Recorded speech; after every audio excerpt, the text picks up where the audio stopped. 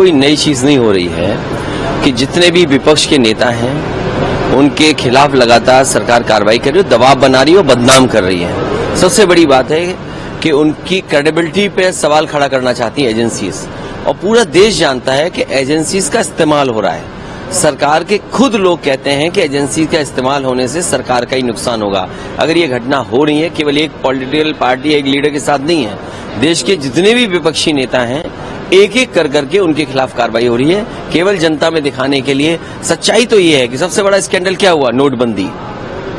GST या policy के बाद भी लोगों के पास नोट पकड़ा जा रहा है। आप किसी को भी परेशान करें तो ये केवल पॉलिटिकल एजेंडा है उनका, लोगों को गुमराह करने का।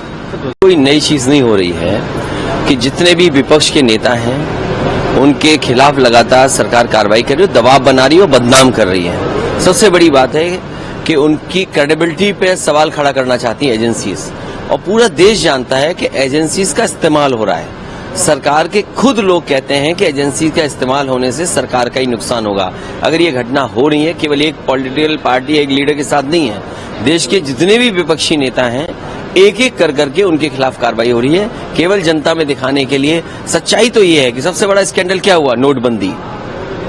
जीएसटी या पॉलिसी के बाद भी लोगों के पास नोट पकड़ा जा रहा है।